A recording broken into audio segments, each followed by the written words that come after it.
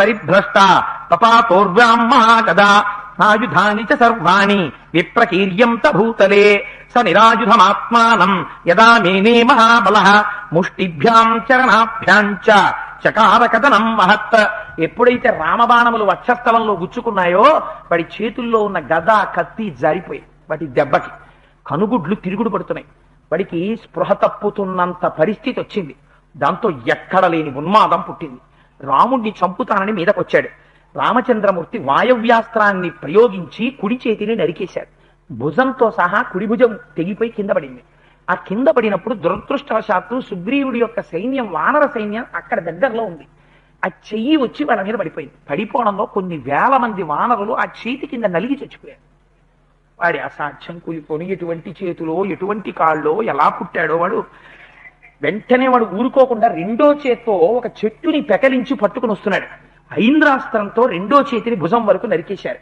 రాముడు ఎప్పటికప్పుడు అవకాశం ఇస్తాడు మారుతాడేమోనని. అయినా వాడు ఊరుకోలేదు. రెండు చేతులు పోయినా తన పాదాలతో తొక్కేయడం మొదలెట్టాడు వానరుల్ని. అదొక ప్రళయతాండవమేనన్నమాట. ఇంకా ఇలా నెత్తుటి వరదలు కారిపోతున్నటువంటి చేతులు లేనటువంటి మొండెంతో పాదాలతో తొక్కేస్తున్నాడు వానరాలను. చూసి స్వామి అర్ధచంద్రాకార బాణాలతో రెండు తొడల దగ్గరికి నరికేశారు.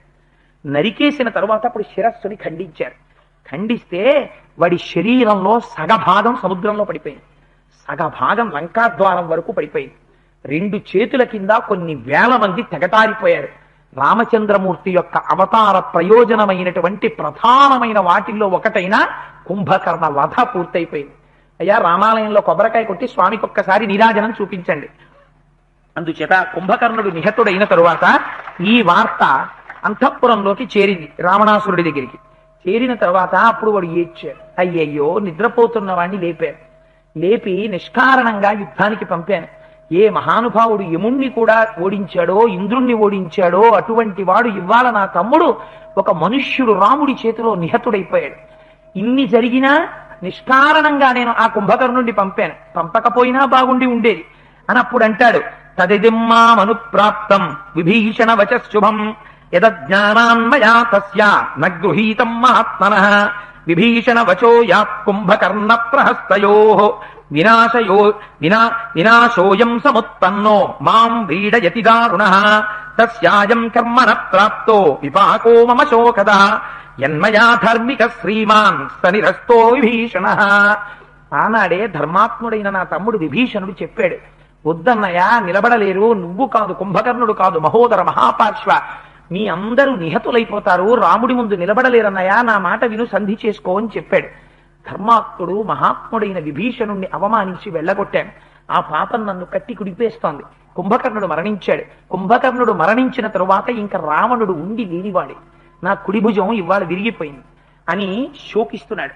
కింద పడి బాధపడి ఏడుస్తుంటే రావణుని యొక్క కుమారులు, కుంభకర్ణుని యొక్క కుమారులు వచ్చారు. నాన్నగారు, మీరంతా బాధపడకండి, పెదనాయన మేము యుద్ధంలోకి వెళతాం, నువ్వు కోరుకున్నట్టుగా రామలక్ష్మణుల్ని నిగ్రహించి వస్తామన్నారు. ఒరే, వెళ్ళిపోయిన వాడు వెళ్ళిపోయాడు రా, వాడి కొడుకులు మీరు కూడా చావడం ఎందుకురా, ఉండండి వాడు సంధి చేసుకోరా, ఇప్పటికైనా నా కోరిక తీర్చండి రా, రామలక్ష్మణుల్ని సంహరించండి అన్నాడు. ఇది వాడి అహంకారం రావణాసురుడు. అంటే వెళ్ళారు. ఆ నరాంతకుడని రావణాసురుడి కుమారుడు వాడు వచ్చాడు. అయ్య బాబోయ్, వాడిది యుద్ధం సామాన్యమైన యుద్ధం కాదు. వాడు ఒక్కొక్క పిడికిలి బిగించి కొడుతూ ఉంటే ఎటువంటి వారు నెత్తురు కక్కవలసిందే, అంత భయంకరమైనటువంటి యుద్ధం చేశాడు. మహానుభావుడు అంగదుడు వచ్చి తన పిడికిలి బిగించి ఒక్క దెబ్బ శిరస్సు మీద గుద్దేటప్పటికీ వాడి తల చూర్ణం అయిపోయి నెత్తురు అన్ని వైపుల నుంచి నవరంధ్రాల్లోంచి కమ్మి మరణించాడు. తదనంతరం మహోదరుణ్ణి నీలుడు సంహరించాడు. దేవాంతకుణ్ణి త్రిశురుడు, వాడు 3 శిరస్సులతో ఉంటాడు, వాళ్ళని హనుమ సంహరించాడు. ఉన్మత్తుడనేటటువంటి వాడిని గవాక్షుడు సంహరించాడు. తదనంతరం అతికాయుడనేటటువంటి వాడు యుద్ధానికి వచ్చాడు. వాడు వస్తుంటే రామచంద్రమూర్తి చూసి విభీషణుడిని అడిగారు, అసలు అంత పెద్ద శరీరంతో ఉన్నారు వాడెవరు అని అడిగారు. అడిగితే విభీషణుడు చెప్పాడు, ఆయన సామాన్యుడు కాడు రామా, ఆయన వేదం చదువుకున్నాడు, అపబృధ స్నానం చేశాడు, బ్రహ్మగారి దగ్గర వరాలు పొందాడు. ఆయన కవచం ఎవ్వరూ కూడా కొట్టలేరు, ఎటువంటి బాణం పెట్టి కొట్టినా ఆ కవచం డుళ్ళి పడదు. అందుచేత తన్ని నిహతుణ్ణి చేయడం చాలా కష్టం. అందుచేత అతికాయుడు వస్తున్నాడు, సర్వదా జాగ్రత్త అన్నారు. ఆ అతికాయుడు యుద్ధానికి వచ్చాడు, ఎందరినో నిగ్రహించాడు, చాలా మందిని నెత్తురు కక్కెట్టు కొట్టాడు. లక్ష్మణమూర్తి వెళ్లి యుద్ధం చేస్తున్నారు. యుద్ధం చెయ్యబోతుంటే వాడన్నాడు, లక్ష్మణ పిల్లవాడివయ్యా, నువ్వెందుకు నాతో యుద్ధం? వాడు ప్రగల్భం పలికాడు. నేను అతికాయుణ్ణి, చిన్న చిన్న వాళ్లతో నేను యుద్ధాలు చెయ్యను, అసలు నాకు అసహ్యం. నన్ను ఎదిరించి నిలబడగలిగిన నా స్థాయి ఉన్నవాడు ఎవరైనా ఉన్నాడా వానర సైన్యంలో అని అడిగాడు. అడిగితే లక్ష్మణమూర్తి వచ్చి, డాబులెందుకురా, నాతో యుద్ధం చెయ్యి అన్నారు. వాడు చూసి అన్నాడు, పిల్లవాడివి, అగ్నిహోత్రాన్ని ఎందుకు పైకి లేపుతావు? నిద్రపోతున్న సింహాన్ని ఎందుకు లేపుతావు? ఆ తర్వాత బాధపడతావు, శరీరం పడిపోతుంది, వెళ్ళిపో, రాముడిని పిల్లన్నాడు. ఆయన అన్నాడు, నీ బతుక్కి రాముడు కావాలేమిటి, నేను చెప్తాను సమాధానమని. పౌరుషం ఉన్నవాడు తన్ని తాను పొగుడుకోడు, చేతలు చూపిస్తాడు అని అర్ధచంద్రాకార బాణాల్ని ప్రయోగించాడు. ఆ బాణపు దెబ్బలు తిన్న తర్వాత వాడు అన్నాడు, అబ్బో లక్ష్మణ, నీతో యుద్ధం చేయవలసింది. ఐంద్రాస్త్రం వేశాడు, యామ్యాస్త్రం వేశాడు, వాయువ్యాస్త్రం వేశాడు, ఎన్ని అస్త్రాలో ప్రయోగించాడు. లక్ష్మణుడు అన్నిటికీ ప్రతిక్రియ చేశాడు, ఆయన అస్త్రాలు ప్రయోగించాడు. ఎటువంటి బాణములు పెట్టి కొట్టినా, ఎన్ని నారాస బాణములు పెట్టి కొట్టినా ఆ తొడుక్కున్న కవచానికి తగిలి కింద పడిపోతుంది. అప్పుడు వాయుదేవుడు లక్ష్మణుడి దగ్గరికి వచ్చాడు. వచ్చి రహస్యం చెప్పాడు. బ్రహ్మదత్త వరోహ్యేష అమధ్య కవచావృత బ్రాహ్మణాస్త్రేణ విద్యేన ఏష వద్యోహి నాన్యథా. బ్రహ్మగారి వరమయ్యా, ఇతనికి ఇచ్చిన కవచం. వాడు ఆ కవచం తొడుక్కుని ఉన్నంతసేపు ఎవరు ఏది పెట్టి కొట్టినా కవచం పగలదు. అందుకని లక్ష్మణ ఉపేక్షించకబడి బలం పెరిగిపోతుంది. బ్రహ్మాస్త్ర ప్రయోగం చేస్తే వాడి కవచం పోతుందన్నారు. అప్పుడు బ్రహ్మాస్త్రాన్ని ప్రయోగం చేశాడు. సర్వ జగత్తు సంక్షుభితమైపోయింది ఆ బ్రహ్మాస్త్ర ప్రయోగం చేస్తుంటే. అప్పుడు అతికాయుడు మరణించాడు. అతికాయుడు మరణించాడన్న వార్త వినగానే రావణాసురుడు క్రుద్ధుడయ్యాడు. క్రుద్ధుడై ఇంకా సామాన్యులైనటువంటి వాళ్ళని యుద్ధానికి పంపిస్తే వీలు లేదని మళ్ళీ ఇంద్రజిత్తుని పిలిచాడు. పిలిచి, నాయన ఇంద్రజిత్తు, నువ్వు యుద్ధానికి వెళ్ళవలసినటువంటి సమయం ఆసన్నమైంది, అందుచేత నువ్వు తొందరగా బయలుదేరి యుద్ధ భూమిలోకి ప్రవేశించవలసింది అన్నాడు. అనేసరికి ఆ ఇంద్రజిత్తు 4 గుర్రములు పూంచినటువంటి రథం ఎక్కి పక్కన అనేక మంది వీరులు అనుగమించి రాగా యుద్ధ భూమిలోకి ప్రవేశించాడు. ప్రవేశించి అక్కడ ఉన్న వాళ్లతో యుద్ధం ప్రారంభించి, వాడి దగ్గర ఒక గమ్మత్తు ఉంటుంది. వాడు యుద్ధం ప్రారంభించినట్టు ప్రారంభిస్తాడు, తన చుట్టూ సైన్యాన్ని మోహరింపచేస్తాడు, తాను కనపడ్డు కాసేపు. అప్పుడు వాడు ఏం చేస్తాడు అన్నది ఎవరికీ తెలియదు. ఆ తరువాత వాడు మళ్ళీ యుద్ధాన్ని మొదలు పెడతాడు. సైన్యం చుట్టుముట్టింది. వాడు యుద్ధ భూమిలో ఒక గొప్ప హోమం చేశాడు కొద్దిసేపు. తతస్థు హుతభోక్తారం హుతభుక్ సదృశ ప్రభ చుహావ రక్షస శ్రేష్టో మంత్రవద్వివిధ విధివత్తదా స హవిర్లాజ సంస్కారైః మాల్యగంధ పురస్కృతైః జుహువే పావకం తత్ర రక్షసేంద్ర ప్రతాపవాన్ శస్త్రాణి శరపత్రాణి సమిధోంధ విభీతకాః లోహితాని చ వాసాంసి స్రువం కార్షాయసం తథా సతత్రాగ్నిం సమస్తీర్య శరపత్రైః సతోమరైః ఛాగస్య కృష్ణవర్ణస్య గణం జగ్రాహ జీవితః. వాడు సమిధలు, పుష్పమాలికలు, ఎర్రటి వస్త్రాలు ఇవన్నీ పట్టుకొచ్చి అగ్నిహోత్రంలో హోమం చేస్తాడు. ఆ హోమం చేసిన తర్వాత అగ్నిహోత్రం సుడులు తిరుగుతూ ఒక్కసారి పైకి లేస్తుంది. లేచినప్పుడు వాడు ఒక గొప్ప నల్ల మేకని పట్టుకొస్తాడు. వాడు ఆభిచారిక హోమాలు చేస్తూ ఉంటాడు. ఆ నల్ల మేకని అగ్నిహోత్రం పైకి లేవగానే దాన్ని తీసి తన పళ్ళతో కొరికి దాని కంఠాన్ని చీలుస్తాడు. చీల్చి ఆ మేక మాంసాన్ని హవిస్సులో అది చాలా ప్రమాదకరమైనటువంటి విధానం ఆభిచారిక హోమాలు, వాటి జోలికి వెళ్ళకూడదు. ఆ ఆభిచారిక హోమం చేస్తాడు. చెయ్యగానే అందులోంచి అగ్నిహోత్రం పైకొస్తుంది. అప్పుడు వాడు ఆశీర్వచనాన్ని తీసుకుని ఆ పుష్పాన్ని అక్షతలని తన ఆయుధాల మీద వేస్తాడు. వేసి ఎర్రటి వస్త్రాలు కట్టుకుంటాడు. కట్టుకుని రథం ఎక్కుతాడు. రథం ఎక్కగానే అంతే మాయమైపోతాడు, ఇంకెవ్వరికీ కనపడ్డాడు. వాడి గుర్రాల చప్పుడు కానీ, వాడి ధనుష్టంకారం కానీ, వాడి బాణప్రయోగం కానీ ఎవ్వరికీ అర్థం కాదు. వాడు వెళ్ళేటప్పుడు, రథం ఎక్కేటప్పుడు చతుర్ముఖ బ్రహ్మగారికి నమస్కారం చేసి బ్రహ్మాస్త్రాన్ని అభిమంత్రించి ఆవాహన చేసుకున్నాడు. చేసుకుని బ్రహ్మాస్త్ర ప్రయోగం చెయ్యడానికి సిద్ధపడి రథం ఎక్కాడు. ఆ రథం ఎవ్వరికీ కనపడ్డం మానేసింది. అది ఆకాశంలోకి వెళ్ళిపోయాడు. వెళ్ళిపోయి తే కేవలం సందృశు స్థితాగ్రాం బాణాం రణే వానర వాహినీషు మాయా నిగూఢం తు సురేంద్ర శత్రుం నచావృతం రాక్షసమభ్యపశ్యన్. ఆ మేఘాలలోకి వెళ్ళిపోయి ధనుష్టంకారం కూడా వినపడకుండా దిక్కులు విదిక్కులు కప్పేస్తాడు. మంచుతోటి కప్పేసి పొగమంచు ఇవ్వాలొచ్చిందే అటువంటి వాతావరణాన్ని సృష్టిస్తాడు. వాడొక్కడికే అన్ని కనపడతాయి, వాడికి ఎవ్వరూ కనపడరు. ఒక్క విభీషణుడు మాత్రం చూశాడు మాయాబలంతో ఒకసారి. ఆ ఆకాశంలో నించుంటాడు. నించుని అక్కడి నుంచి బాణాలని ఇంకా కొన్ని వేల బాణాలు ప్రయోగం చేసేస్తాడు. ఆ రోజు వాడు ధనస్సులోంచి విడిచిపెట్టిన బాణాలతో ఎంతమందిని కొట్టాడంటే హనుమంతంచ సుగ్రీవ అంగదంగంధమాదనం జాంబవంతం సుషేణంచ వేగదర్శినమేవచ మైందంచ ద్వివిధం నీలం గవాక్షం గజగోముఖౌ కేసరం హరిలోమానం విద్యుదంస్ట్రంచ వానరం సూర్యాననం జ్యోతిముఖం తదాదధిముఖం హరిం పావకాక్షం నలం చైవ కుముదం చైవ వానరం. హనుమతో, ద్వివిధుడితో, మైందుడితో, సుగ్రీవుడితో ప్రతి వానర వీరుడు ఆ రోజున ఇంద్రజిత్తు కొట్టినటువంటి బాణముల చేత దెబ్బలు తిని భూమి మీద పడిపోయారు. వాడు ఒక వానరాన్ని కూడా విడిచిపెట్ల. జాంబవంతుడితో సహా ప్రాణస్థానాలు కదిలిపోయేటట్టు కొట్టేశాడు.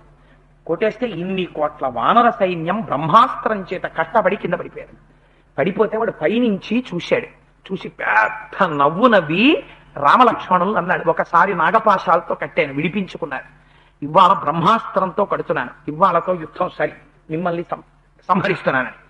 అంటే రాముడు అన్నాడు లక్ష్మణుడితోటి, అసౌ అంటే మహానుభావుడు, అసౌ పునర్లక్ష్మణ రాక్షసేంద్రో బ్రహ్మాస్త్రమాశ్రిత్య సురేంద్ర శత్రు నిపాతయిత్వా హరిసైన్యముగ్ర అస్మాన్ శరైరర్దయతి ప్రసక్త స్వయంభువా దత్తవరో మహాత్మా సమాహితోం తర్హిత భీమకాయ కథన్ను శక్యో యుధినష్టదేహో నిహంతు మధ్యేంద్ర జిదజ్జతాస్త్ర మన్యే స్వయంభూర్భగవానచింత్యో యస్మై తదస్త్ర ప్రభవశ్చ యోధ్య బాణావపాతాంస్వమిహాద్య ధీమాన్ మయా సహావ్యగ్రమనా స్వహస్వ తవాంతు దృష్ట్వా పతితౌ విసంజ్ఞౌ నివృత్తయుద్ధౌ గతరోషహర్షౌ ధ్రువం ప్రవేక్ష్యమరారివాస మసౌ సమాదాయ రణాగ్రలక్ష్మీం.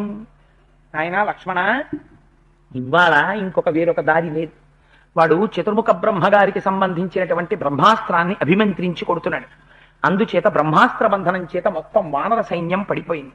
ఇవాళ ఎదురుగుండా ఉన్నటువంటి వీరుడైతే మనం కొట్టచ్చు, కానీ వాడు ప్రచ్ఛన్న యుద్ధం చేస్తున్నాడు, మాయా యుద్ధం చేస్తున్నాడు. వాణ్ణి కొట్టడం కుదరదు. అందుచేత వాడు కొట్టేటటువంటి బాణ పరంపరకి ఓర్చుకున్నంతసేపు ఓర్చుకో. తర్వాత స్పృహ తప్పిపోయినప్పుడు పడిపోయిన వాళ్ళు ఎలా పడిపోతారో అలా రణభూమిలో పడిపోతే వాడు ఎన్ని బాణములు కొట్టగలడో అన్ని బాణములు కొట్టేస్తాడు శరీరం మీద. కొట్టేసిన తరువాత వాడు శత్రువు మరణించాడు అనుకుంటాడు. వాడు అలా అనుకుని యుద్ధలక్ష్మిని, జయలక్ష్మిని పొందాననుకుని అంతఃపురంలోకి వెళ్ళిపోతాడు. అలా వెళ్ళిపోతే ఆ తర్వాత అసలు బతికున్న తర్వాత చూద్దాం, ముందు వాడు కొట్టేయని లక్ష్మణ అన్నారు రామచంద్రమూర్తి అంతటి వారు. ఇంద్రజిత్ యుద్ధం అంటే చూడండి, అంటే వాడు రామలక్ష్మణులు ఇద్దరినీ కూడా పూచిన మోదుగు చెట్లు ఎలా ఉంటాయో అలా కొట్టాడు. నెత్తురు వరదలై కారిపోతుంది. ఆ బాణ పరంపరకి తట్టుకోలేక రామలక్ష్మణులు ఇద్దరు భూమి మీద పడిపోయారు. పడిపోయిన తర్వాత వాడు వికటాట్టహాసం చేశాడు. ఆ రోజు చిత్రం ఏమిటో తెలుసా అండి, ఇంకా ఇంద్రజిత్తు ధనుష్టంకారం చేసి కొట్టడానికి లేచున్న వానరుడు ఒక్కళ్ళేడండి కోట్ల మందిలో. అలా కొట్టాడు వాడు ఒక్కడే మొత్తం సైన్యాన్ని. బ్రహ్మాస్త్ర బంధనం చేసి వాడు అంతఃపురంలోకి వెళ్ళిపోయాడు. వెళ్ళిపోయి రావణాసురుడితో చెప్పాడు, రామలక్ష్మణులు ఇద్దరిని బ్రహ్మాస్త్ర బంధనం చేశాను, పడిపోయారని చెప్పారు. ఒక్క అదృష్టం ఏంటంటే ఏ అస్త్రము కట్టబడని వాడు హనుమ ఒక్కరే ఉన్నారు. తప్పుకుని పారిపోయిన వాడు విభీషణుడు ఉన్నాడు. ఎందుకని వచ్చిన ఇంద్రజిత్ ఎటువంటి వాడు విభీషణుడికి తెలుసు, అందుకని విభీషణుడు పారిపోయాడు. ఆ విభీషణుడు హనుమ కలుసుకున్నారు. అసలు మన సైన్యంలో ఎవరైనా ప్రాణాలతో ఉన్నారా? పెద్ద పెద్ద వీరులు ప్రాణాలు విడిచిపెట్టేశారా? ఎందుకని ఎవరు లేరు, లేచి అందరూ పడిపోయి ఉన్నారు యుద్ధభూమిలో. దగ్గరకెళ్ళి చూద్దాం రమ్మని ఒక కాగడా పట్టుకుని బయలుదేరారు. బయలుదేరితే పడిపోయిన వాళ్ళలో జాంబవంతుడు కనపడ్డాడు. పెద్దవాడు పాపం, ఆయన పడిపోయి ఉన్నాడు. కనురెప్పలు కూడా పైకెత్తడానికి వీలు లేకుండా కొట్టాడు ఆయన. కొడితే పడిపోయాడు. పడిపోతే విభీషణుడు వెళ్ళాడు. వెళ్ళి, నాయనా జాంబవంత, స్వస్థతతో ఉన్నావా? స్పృహ ఉందా? మేము మాట్లాడింది నీకు అర్థం అవుతోందా అని అడిగాడు. యుద్ధభూమి అంటే అలాగే ఉంటుంది, ఇలా ఉంది. నేను ఒక విషయం విన్నాను. సరే, ఇప్పుడు అవన్నీ ఎందుకనండి. సరే, ఆ జాంబవంతుడి దగ్గరికి వెళ్ళి అడిగారు. అడిగితే ఆయన అన్నాడు, మెల్లిగా కనురెప్పలు పైకెత్తి, అంజనా సుప్రజాయేన మాత విశ్వాస నైరుత హనుమాన్ వానర శ్రేష్ఠ ప్రాణాం ధారయతే క్వచిత్. నాయన విభీషణ, కంఠం చేత గుర్తుపట్టానయ్యా, నువ్వు విభీషణుడివి కదా, హనుమ ప్రాణాలతో ఉన్నారా అని అడిగాడు. అడిగితే విభీషణుడు అన్నాడు, నాయన పెద్దవాడివి, జాంబవంతుడివి, వానర యోధులకు అందరికీ కూడా తాత వంటి వాడివి, అటువంటి నువ్వు రామలక్ష్మణులు జీవించి ఉన్నారా అని అడగాలి బ్రహ్మాస్త్ర బంధనానికి. అది మానేసి హనుమ జీవించి ఉన్నారా అని అన్నాడు. తస్మిన్ జీవతి వీరేతు హతమప్య హతం బలం హనుమజ్జుజ్జిత ప్రాణి జీవంతోపి వయం హతాః.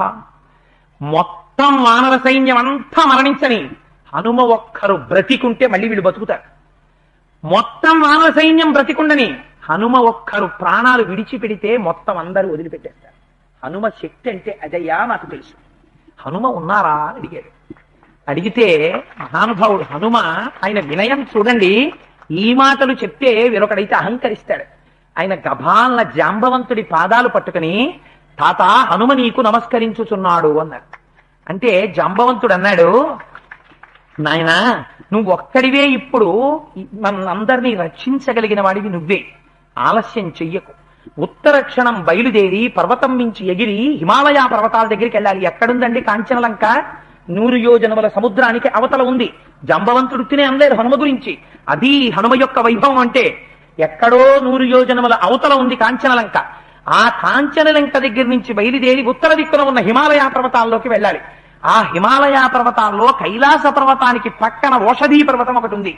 దాని మీద మృత సంజీవనీం చైవ విశల్యకరణీమపి సావర్ణ్యకరణీం చైవ సంధానకరణీం తథా. హనుమాను అక్కడికి వెళ్ళి 4 ఓషధులు పట్టురావాలి. ఒకటి మృత సంజీవని, దాని వాసన చూస్తే చచ్చిపోయిన వాళ్ళు బతుకుతారు. విశల్యకరణి, దాని వాసన చూస్తే శరీరం లోపల బాణపు ములుకులున్న వాళ్ళవి ములుకులు కింద పడిపోతాయి.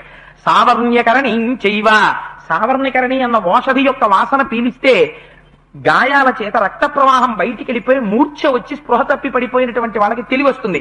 సంధానకరణీం తథా, ఇంకా మళ్ళీ ఫ్రాక్చర్లు అయిపోయిన వాళ్ళకి బ్యాండేజీలు వెయ్యక్కర్లేదు. ఆ ఓషధీ వాసన తగలగానే ఎముకలు అతుక్కుంటాయి. అందుకని ఆ 4 ఓషధులు ఆ పర్వతం మీద ఉన్నాయి. నువ్వు వెళ్ళి తొందరగా తీసుకురావలసింది అన్నారంతేట. ఈ మాట అన్నారంతే, ఇంకా మాట పూర్తి చేస్తున్నారు. అక్కడ పర్వత శిఖరాన్ని పీడించి మెరుపుల గుంపు ఆకాశంలో వెళ్ళిపోయినట్టు వెళ్ళిపోయారు. ఆయన వెళ్ళిపోయి ఆ కింద ఉన్నటువంటి పట్టణాలన్నింటినీ చూస్తూ తీవ్రమైనటువంటి వేగంతో హిమాలయ పర్వత శిఖరాల మీదకి వెళ్ళిపోయారు. వెళ్ళిపోతే సబ్రహ్మ కోశం రజతాలయంచ శక్రాలయం రుద్ర శర ప్రమోక్షం హయాననం బ్రహ్మ శిరశ్చ దీప్తం దదర్శ వైవస్వత కింకరాంశ్చ. ఆశ్చర్యం ఏమిటంటే అక్కడికి వెళితే తీరా పర్వత శిఖరం మీద దిగి ఎక్కడుంది ఓషధీ పర్వతం అని చూస్తున్నారు. బ్రహ్మగారు, చతుర్ముఖ బ్రహ్మగారు ఉండేటటువంటి ఇల్లు కనపడిందిట. అక్కడే పరమశివుడు తన యొక్క ధనస్సుని పెట్టేటటువంటి ఒక పెద్ద అరుగు కనపడిందిట. అక్కడే హయాననం బ్రహ్మ శిరశ్చ దీప్తం, హయగ్రీవుణ్ణి ఆరాధన చేసేటటువంటి ప్రదేశం కనపడిందిట. దదర్శ వైవస్వత కింకరాంశ్చ, సూర్య భగవానుడి యొక్క కింకరులు ఉండేటటువంటి ప్రదేశం కనపడిందిట. వజ్రాలయం వైశ్రవణాలయం చ సూర్యప్రభం సూర్య నిబంధనం చ బ్రహ్మాసనం శంకర కార్ముకం చ దదర్శ నాభించ వసుంధరాయాః. ఎంత చిత్రం అంటే అక్కడే ఇంద్రుడు ఉండేటటువంటి గృహం కనబడిందిట, కుబేరుడు ఉండేటటువంటి గృహం కనబడిందిట. అక్కడే సూర్య భగవాను యొక్క వేడి తట్టుకోలేక ఆయన భార్య ఛాయాదేవి ఏం చేసిందంటే ఓసారి పుట్టింటికి వెళ్ళిపోయింది. వెళ్ళిపోతే ఏమమ్మా ఇలా వచ్చేసే ఏమిటి, నీ భర్తను వదిలి అన్నారు. అపో ఆయన మధ్యాహ్నం అయితే తట్టుకోలేకపోతున్నాను నాన్న, అదెంత వేడో బాబోయ్ అన్నారు. అంటే ఆవిడ తండ్రి గారు ఎంత ప్రజ్ఞాశాలో చూడండి, వేడి ఎక్కువైపోయిందా కొద్ది చెక్కేయింది అన్నాడు విశ్వకర్మని. అంటే సూర్యుడి దగ్గరికి వెళ్ళి నిన్ను చెక్కేస్తాను రమ్మన్నాడు. అంటే అదేమిటో నువ్వు నన్ను చెక్కేయడం ఏంటి, నేను రానన్నాడు. అంటే నువ్వు రానంటే నేను ఊరుకుంటానా అని పట్టుకుపోయాడు బలవంతంగా. పట్టుకుపోయి ఒక శిల మీద పెట్టారు. పెట్టి అక్కడ ఆయన్ని ఆ సూర్య భగవానుడు వృత్తాకారంగా ఉన్నటువంటి బింబాన్ని ఏం చేశారంటే సుత్తి శానం పట్టుకుని చెక్కాడు. ఇలాగా రజను కొంత కొట్టేశాడు. కొట్టేస్తే కొంత రజను పడిపోయింది. అలా రజను పడిపోయినప్పుడు సూర్యబింబాన్ని పెట్టి చెక్కినటువంటి వేదిక కనపడింది హనుమకి. ఇవన్నీ చూశాక ఇంకోడైతే ఏం చేస్తారు, అమ్మో ఇదిట అని ఇలా కళ్ళ కట్టుకుని నమస్కారాలు ఎత్తుకుని అక్కడ సాష్టాంగాలు చేసి పూజ చేయించుకుందాం, అష్టోత్తరం చేస్తారా అండి ఇక్కడ అని అడిగి సరిపోతుంది. ఆయన తనొచ్చిన పనే తనకి ప్రధానం. ఇవన్నీ చూసి కూడా ఓషధీ పర్వతం కనపడదే అని చూశారట. చూసేసరికి ఓషధులు హనుమ తీసుకుపోతారని ప్రకాశాన్ని తీసేసి అణిగిపోయేట లోపలికి చూశారట. ఏమే ఆ 4 ఓషధులు నాకు కనపడకుండా దాస్తారా, రామకార్యానికి సాయం చెయ్యరా, చూడండి మిమ్మల్ని ఏం చేస్తానో అన్నారట. ఒక్కసారి ఆ పర్వత శిఖరాన్ని పెళ్లగించేశారట. చేత్తో పట్టుకుని మెరిసిపోతున్నటువంటి నక్షత్రాలతో ఉన్న ఆకాశాన్ని తీసుకొచ్చేసినట్టు 5 నిమిషాల్లో మళ్ళీ హిమాలయ పర్వత శిఖరాల నుంచి కాంచనలంకల యుద్ధ భూమిలందు దిగిపోయారు. దిగిపోయేటప్పటికి వీటి వాసనలు పైకొచ్చాయి. బ్రహ్మాస్త్ర బంధనానికి పడిపోయినటువంటి ఇన్ని కోట్ల వానరులు ఒక్కసారి పైకి లేచిపోయారు. పోయిన రక్తం పైకెక్కేసింది, ఫ్రాక్చర్లు అయిపోయిన వాళ్ళకి ఎముకలు అంటుకుపోయాయి, స్పృహ తప్పిపోయిన వాళ్ళకి స్పృహ వచ్చేసింది, మూర్ఛపోయిన వాళ్ళకి తెలివి వచ్చేసింది. మళ్ళీ ఇంతమంది లేచిపోయారు. జై హనుమాన్ కి జై, జయత్యతి బలో రామో లక్ష్మణస్య మహాబల రాజా జైతు సుగ్రీవో రాఘవేణాభిపాలిత. మళ్ళీ అరుపులు మొదలెట్టారు. మళ్ళీ ఆ పర్వత శిఖరాన్ని ఎక్కడి నుంచి తెచ్చారో అక్కడ పెట్టారు. ఉండని యుద్ధం అయ్యే వరకు అనేవాళ్ళు ఆయన. అది పట్టుకుని మళ్ళీ వెళ్ళిపోయి పెట్టేసి మళ్ళీ 2 నిమిషాల్లో తిరిగి వచ్చేశారు. ఇది హనుమంటే. అందుకే హనుమకి నమస్కారం చేస్తే చాలు మహానుభావుడికి సర్వకాలముల యందు రక్షణ కలుగుతుంది. అందున రామాయణం చెప్పుకుంటున్నప్పుడు, రామచంద్రమూర్తి గురించి చెప్పుకుంటున్నప్పుడు ఖచ్చితంగా 42 రోజులు హనుమ ఇక్కడే ఉన్నారు. ఎక్కడో ఉండి వింటూనే ఉంటారు ఆయన. అందుకే మన కార్యక్రమాలు అంత పసందుగా జరుగుతున్నాయి. అయితే మన తరమా నడిపించడం. ఎక్కడ హనుమ ఉంటారో అక్కడ శుభం జరిగి తీరుతుంది. శివాంశ సంభూతుడు కనుక. అందుకే హనుమ అష్టోత్తర శతనామావళిలో రుద్ర వీర్య సముద్భవాయ నమః అనొక నామం ఆయనకి. శివ అంటేనే మంగళప్రదుడు. ఎక్కడ హనుమ ఉంటే అక్కడ మంగళం జరుగుతుంది. సరే, అందుచేత వానరములన్నీ ఒక్కసారి మళ్ళీ జీవించాయి. జీవించిన తరువాత అక్కడ ఆ ముక్తామణయ స్నిగ్ధా వజ్రం చాపి ప్రమాళకం చౌమంచ దక్యతే తత్ర కౌశేయం చాపి శోభనం. ఆ సుగ్రీవుడు చూశాడు. ఉరే, ఎలాగో మళ్ళీ మనందరం బతికాం కదా. ఆ వచ్చినటువంటి ఇంద్రజిత్తు బ్రహ్మాస్త్ర బంధనం చేసి వెళ్ళాడు. వాడికి బుద్ధి రావాలి. అందుకని మనందరం ఏం చేద్దామంటే, చాలా మంది రాక్షసుల వీరులు మరణించారు, బ్రహ్మాస్త్రం నుంచి బయటపడ్డాం. ఇంకా ఇదే ఊపు. మీ అందరూ ఏం చేస్తారంటే, ఈ ఉత్సాహంతోనే ఒకసారి ఎగిరి అందరూ లంకలో దూరిపోండి. దూరిపోయి కనపడ్డవాడు కనపడ్డట్టు కాగడాలు పట్టుకెళ్లి లంకనంతటి కాల్చేయండి అన్నాడు. అనేటప్పటికి ఇంకా వానరులకి చెప్పిందే తరవ సుగ్రీవాజ్ఞ. ఇన్ని కోట్ల మంది లంక అంతఃపురాల మీద పడిపోయారు. పడిపోతే అక్కడ నానా విధాన్ గృహాఛంద దదాహుత భుక్తదా అవాసాన్ రాక్షసానాంచ సర్వేషాం గృహగర్హినాం హేమ చిత్ర తనుత్రాణం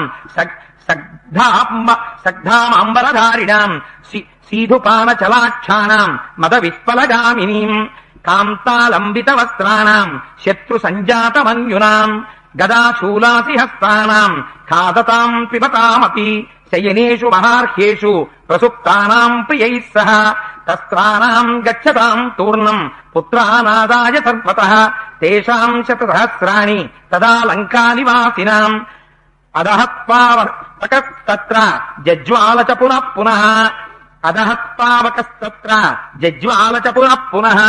ఎప్పుడైతే ఈ వానర వీరులందరూ వెళ్లి కాగడాలు పెట్టి లంకలో ఉండేటటువంటి రావణాంతఃపురంతో కలుపుకుని అగ్నిహోత్రానికి ఆహుతి చేశారో, అందులో ఉండేటటువంటి రకరకాలైనటువంటి పట్టు వస్త్రాలు, గొర్రె ఉన్నితో చేసినటువంటి వస్త్రాలు, బంగారు పాత్రలు, మణిమయమైనటువంటి వేదికలు, బంగారు అరుగులు, ఇవన్నీ కూడా పొదగబడినటువంటి ఆ ముత్యాలు, రత్నాలు, వజ్రాలు పెటిల్లున పేలిపోతున్నాయిట. బాలురు వృద్ధులు మినహాయించి లంకాపట్టణంలో ఉన్నటువంటి కొన్ని కోట్ల మంది రాక్షసులు, మిగిలినటువంటి మూలబలంలో వాళ్ళు చాలా మంది ఆ రోజున లంకలో కాలిపోయారు. ఇదే సమయంలో రామచంద్రమూర్తి క్రుద్ధుడై ధనుష్టంకారం చేశారు. ఒక పక్క ధనుష్టంకారం, ఒక పక్క వానరఘోష, ఒక పక్క రాక్షసుల అరుపులు, ఒక పక్క అగ్నిహోత్రం కాల్చేస్తోంది, ఒక పక్క రామ బాణ పరంపర వచ్చి లంక ప్రాసాద గోపురముల మీద పడిపోతోంది. అది రాత్రి. ప్రాసాదములు కూలిపోతున్నాయి, గోపురాలు కూలిపోతున్నాయి. ఎక్కడ చూసినా అరుపులు. అంత భయంకరమైనటువంటి పరిస్థితి ఏర్పడిపోయింది. లోపల చూశాడు రావణాసురుడు. ఇంకా విడిచిపెట్టకూడదనుకున్నాడు. అనుకుని కుంభకర్ణుడి యొక్క కుమారుడైన కుంభుడు, నికుంభుడు, తర్వాత ప్రజంగుడు, మకరాక్షుడనేటటువంటి తన కుమారుడిని యుద్ధానికి పంపించాడు. కానీ సుగ్రీవుడు కుంభుణ్ణి, హనుమ నికుంభుణ్ణి, అంగదుడు ప్రజంగుణ్ణి, రాముడు మకరాక్షుణ్ణి సంహరించారు. వీళ్ళెప్పుడైతే మరణించారని తెలిసిందో, లంకంతా కాలిపోయిందో, లంకలో ఉన్న వాళ్ళందరూ ఏడుస్తున్నారో, రావణాసురుడు విశేషమైన క్రుద్ధుడయ్యాడు. మళ్లీ ఇంద్రజిత్తుని పిలిపించాడు. మకరాక్షం హతం శ్రుత్వా రావణ సమితింజయ క్రోధేన మహతావిష్టో దంతాన్ కటకటాపయం. మకరాక్షుడు తన కుమారుడు చచ్చిపోయాడని వినగానే దంతాల్ని కటకటలాడించాటోసారి. కుపితశ్చ తదా తత్ర కిం కార్యమితి చింతయన్ అది దేశాధ సంక్రుద్ధో రణో ఇంద్రజితం సుతం. మళ్లీ యుద్ధానికి వెళ్ళమని ఇంద్రజిత్తుని పంపించాడు. మళ్లీ ఆ ఇంద్రజిత్తు బయలుదేరి యుద్ధరంగానికి వచ్చాడు. వచ్చి మళ్లీ అదృశ్యమైపోయి మళ్లీ బాణ పరంపరతో కొట్టడం మొదలు పెట్టాడు వానరులందరినీ. కొడుతుంటే ఇంకా ఈసారి లక్ష్మణమూర్తి ఆగ్రహాన్ని ఓర్చుకోలేక అన్నయ్య ఎన్నో మాటలు యుద్ధానికి వస్తున్నాడు. ఒకసారి వచ్చాడు, నాగపాశ బంధనం చేశాడు మాయాయుద్ధంలో. రెండవసారి వచ్చాడు, మాయాయుద్ధంలో బ్రహ్మాస్త్ర బంధనం చేశాడు. మళ్లీ మూడో మాట వచ్చాడు, మళ్లీ మాయాయుద్ధం చేస్తున్నాడు. మళ్లీ అక్కడికి వెళ్లి ఆభిచారిక హోమం చేశాడు, మళ్ళీ మేకని బలిచ్చాడు, మళ్ళీ పైకి లేచాడు, మళ్ళీ బాణాలు పెట్టి కొట్టడం మొదలుపెట్టాడు. అన్నయ్య నువ్వు అనుమతి అన్నయ్య, సమస్త రాక్షస జాతి నశించిపోవాలని సంకల్పం చేసి అభిమంత్రించి బ్రహ్మాస్త్రాన్ని విడిచిపెట్టేస్తానన్నాడు. లక్ష్మణస్తు సుసంక్రుద్ధో భ్రాతరం వాక్యమబ్రవీత్ బ్రహ్మమస్త్రం ప్రయోక్ష్యామి పదార్థం సర్వరక్షసాం తమువాచ తతో రామో లక్ష్మణం శుభలక్షణం నైకస్య హేతో రక్షాంసి పృథివ్యాం హంతుమర్హసి ఆయుధ్యమానాం ప్రచ్ఛన్నం ప్రాంజలిం శరణాగతం పలాయంతం ప్రవత్తం వా నత్తం హంతుమిహార్హసి అస్యైవ తు వధే యత్నం కరిష్యావో మహాబల అధేచ్ఛావో మహావేగ నస్త్రానాసీ విశాపమాన్. పారిపోతున్న వాణ్ణి, ప్రమత్తుడయ్యున్నటువంటి వాణ్ణి, కనపడకుండా మాయాయుద్ధం చేస్తున్నటువంటి వాణ్ణి, విన్నిచ్చినటువంటి వాణ్ణి, శరణాగతి చేసిన వాణ్ణి కొట్టకూడదురా. పైగా బ్రహ్మాస్త్రం వేస్తే సమస్త భూమండలం కూడా క్షోభిస్తుంది, విశేషించి రాక్షస జాతి అంతా నశిస్తుంది. అందుకని ఒక్కడిని సంహరించడానికి అంత అస్త్రప్రయోగం చెయ్యకూడదు. ఇది రాముడి దగ్గర ఉండేటటువంటి ఓర్పు. అదే వాడైతే ఆ ఓర్పు వాడికి ఉండదు అని బ్రహ్మాస్త్రాన్ని ప్రయోగం చెయ్యొద్దు నాయనా. మనం అదును చూసి వీడు ఎటువైపు తిరుగుతున్నాడో, బాణాలు ఎటువైపు నుంచి వస్తున్నాయో ఇవాళ చాలా నిశ్చితమైనటువంటి పరిశీలన చెయ్యి. ఎక్కడో అక్కడ దొరకకపోడు ఇవాళ విశేషమైనటువంటి తీవ్రమైన వేగము కలిగినటువంటి బాణప్రయోగం చేసి ఇంద్రజిత్తుని భూమి మీద పడగొడతాను లక్ష్మణ, ఇది ప్రతిజ్ఞ అన్నారు. అనేసరికి వాడిది విన్నాడు ఇంద్రజిత్తు. అమ్మో, రాముడు ఇవాళ కనిపెట్టి నన్ను కొట్టడానికి రామలక్ష్మణులు సిద్ధపడుతున్నారు, కాబట్టి నేను ఏదో ఒక మాయ చెయ్యాలి, మోసం చెయ్యాలి, రామలక్ష్మణుల ఇద్దరి యొక్క దృష్టి నా మించి మరల్చాలి. ఏం చెయ్యాలనుకున్నాడు. అనుకుని ఇంద్రజిత్తురధేస్తాస్య సీతాం మాయామయీం తతః బలేన మహతాం వృత్యా తస్యావధమరోచయత్ మోహనార్థం తు సర్వేషాం బుద్ధిం కృత్వా సుధర్మతి హంతుం సీతాం జవసితో వానరాభిముఖో యయౌ. వెంటనే వాడు తాం దీనాం మల దిగ్ధాంగీం రథస్తాం దృశ్యమైథిలీం బాష్ప పర్యాకుల ముఖో హనుమాం వ్యధితో భవత్. సీతమ్మ తల్లిని మాయ చేత సృష్టించాడు. ఎలా ఉంటుందో సీతమ్మ అటువంటి సీతని మాయ చేత సృష్టించి తన రథంలో కూర్చోపెట్టాడు. కూర్చోపెట్టి హనుమ ఎదురుగుండా పర్వత శిఖరాన్ని పట్టుకుని పరిగెత్తుకుంటూ వస్తున్నాడు యుద్ధానికి. వస్తుంటే వాడు ఆనాడు చెయ్యరాని పని ఒకటి చేశాడు ఇంద్రజిత్. హనుమ చేతిలో ఉన్న పర్వతం కింద పడిపోయి వానర సైన్యం అంతా నిలబడిపోవాలంటే ఏం చెయ్యాలనుకున్నాడు. తాం స్త్రియం పశ్యతాం తేషాం తాడయామాస రావణి క్రోశంతీం రామ రామేతి మయయా యోజితాం రథే. ఈ శ్లోకం చెప్పడం కూడా నాకు చాలా విసుగ్గానే ఉంటుంది. ఆవిడ మాయాసీతమ్మే కావచ్చు. రామ హా రామ హా లక్ష్మణ అని అరుస్తున్న సీతమ్మ తల్లి జుట్టు పట్టుకుని లెంపల మీద ఎడా పెడా కొట్టడం మొదలెట్టాడు. తాడ ఎంతి కొడుతుంటే ఆవిడ హా రామ అని ఏడుస్తోంది. చాలా మట్టి పట్టినటువంటి పట్టుపుట్టంతో ఒంటి జర వేసుకుని ఉపవాసముల చేత కృషించినదయ్యుంది. ఈ పరిస్థితిని చూశారట మహానుభావుడు హనుమ. అంతటి వారు కూడా తాం దృష్ట్వాచారు సర్వాంగీం రామస్య మహిషీం ప్రియాం అబ్రవీత్ పరుషం వాక్యం క్రోధాద్రక్షోధిపాత్మజం. ఆయన ఈ పరిస్థితిని చూడగానే ఇంకా తట్టుకోలేకపోయారు. అయ్యయ్యో, నీ కన్నులంబట నీరొచ్చి ఏడుస్తూ పర్వత శిఖరాన్ని పడేసి 2 నెలల క్రితమే చూశాన్రా, దుర్మార్గుడా, మహాపతివ్రతరా, రామకాంతరా, సీతమ్మనలా కొడతావా, నాశనం అయిపోతావురా నువ్వు, నిన్ను నేను సుగ్రీవుడు విడిచిపెట్టాం, నీ యొక్క శిరస్సు గిల్లేస్తాను, ఆ సీతమ్మని వదులుతావా వదలవా అని పాపం క్రుద్ధుడై బాధతో గద్గద స్వరంతో అరుస్తున్నారు హనుమ ఏడుస్తూ. వాడన్నాడు, ఆవిడ స్త్రీ కావచ్చు, ఇంకొకరు కావచ్చు, మాకు దుఃఖాన్ని కల్పించింది కాబట్టి ఈవిడ్ని మాత్రం నేను విడిచిపెట్టాను అని యజ్ఞోపవీత మార్గేణ భిన్నా తేన తపస్విని సా పృథివ్యాం పృథుశ్రోణి తపాత ప్రియ దర్శన. యజ్ఞోపవీతం ఎలా వేసుకుంటారో వేసుకున్నప్పుడు అలా ఒక ఖడ్గాన్ని తీసుకుని ఆవిడ శరీరాన్ని చీరేశాడు. చీరేస్తే తెగిపోయి శరీరం మరణించి ఆ రథంలో పడిపోయింది మాయాసీత. కానీ అన్ని విధాల సీతమ్మే అన్నట్టుగా సృష్టించాడు. ఆ రథంతో వెనక్కి వెళ్ళిపోగానే ఎప్పుడైతే సీతమ్మ పడిపోయిందో హనుమ యుద్ధం మానేసి ఆ పర్వత శిఖరాల్ని పారేసి అప్పటి వరకు ఏడుపంటే తెలియనటువంటి హనుమ కన్నులంబట నీరు పెట్టుకుని ఏడుస్తూ పెద్ద పెద్ద కేకలేస్తూ, ఇంకెందుకురా యుద్ధం, ఎవడి కోసం చేస్తారా, ఏ తల్లిని రక్షించడానికి యుద్ధానికి వచ్చామో ఆ తల్లిని సంహరించేశాడు, అయిపోయింది, ఇంకెందుకు యుద్ధం, ఎవరి కోసం చెయ్యాలి ఇక నేను చెయ్యను యుద్ధం అని చెప్పి ఏడుస్తూ వెనక్కి తిరిగి రామచంద్రమూర్తి దగ్గరికి పరిగెత్తి వెళ్ళిపోయారు. వెళ్ళిపోయి రామలక్ష్మణులు కనపడితే, రామా, దుర్మార్గుడైనటువంటి ఇంద్రజిత్తు సీతమ్మని తీసుకొచ్చి వానలు అందరూ చూస్తూ ఉండగా సంహరించి తీసుకెళ్లిపోయాడు శరీరాన్ని. సీతమ్మ లేదయ్యా అని చెప్పారు. చెప్పేటప్పటికి రాముడు మూర్ఛపోయి నిలబడిపోయాడు. వాడు మళ్ళీ మాయతో కొట్టాడు. మూర్ఛపోయి పడిపోయాడు. పడిపోయిన తర్వాత లక్ష్మణమూర్తి ఎన్నడూ లేని వ్యగ్రతని పొందాడు. పొంది, అన్నయ్య, నువ్వు ధర్మము ధర్మము ధర్మము అని ఇన్నాళ్లు పట్టుకు తిరిగావు. ఏ ఫలితం ఇచ్చింది నీకు ధర్మం? ఏ ధర్మం పట్టుకున్నావో దానివల్ల రాజ్య భ్రష్టుడివయ్యావు. ఏ ధర్మం పట్టుకున్నావో దానివల్ల తండ్రి గారు మరణించారు. ఏ ధర్మం పట్టుకున్నావో దానివల్ల సీతమ్మ తల్లి అపహరింపబడింది. ఏ ధర్మం పట్టుకున్నావో దానివల్ల జటాయువు మరణించాడు. ఏ ధర్మం పట్టుకున్నావో దానివల్ల 14 ఏళ్ల నుంచి అరణ్యాల పడి తిరుగుతున్నావు. ఏ ధర్మాన్ని విడిచిపెట్టాడో ఆ రావణుడు అంతఃపురంలో కులుకుతున్నాడు, సంతోషంగా జీవితాన్ని గడుపుతున్నాడు. అధర్మంతో ఉన్నవాడు అంత సంతోషంగా ఉన్నాడు. ధర్మంతో ఉన్న నువ్వు ఇంత కష్టంతో ఉన్నావు. ఇంకా ధర్మము ధర్మము ధర్మము అని ఎందుకంటావన్నయ్యా? విడిచిపెట్టు ధర్మాన్ని, మనం కూడా అధర్మాన్ని స్వీకరిద్దాం. అధర్మం స్వీకరించిన వాడే క్షేమంగా ఉన్నాడు. వద్దన్నయ్యా మనకి ధర్మం, విడిచిపెట్టేసేయి అన్నాడు. అంత వ్యగ్రతని పొందేశాడు లక్ష్మణమూర్తి. పొందేస్తే విభీషణుడు పరుగు పరుగును వచ్చాడు. ఎంత మాట అన్నావు లక్ష్మణ?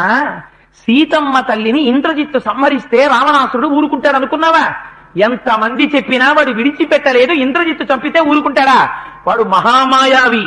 మీరు అంతలోనే మరిచిపోయారు వాడి మాయ. చూసారా? మాయా సీతని సంహరించి తీసుకుపోయాడు. వాడు ఇప్పుడు ఏం చేస్తుంటాడో తెలుసా? పెద్ద ఊడలు దిగిపోయినటువంటి మర్రి చెట్టు ఒకటి ఉంది. ఆ మర్రి చెట్టు చుట్టూ చాలా చీకటిగా ఉంటుంది. అక్కడికి వెళ్ళి వాడు నికుంభల హోమం చేస్తాడు.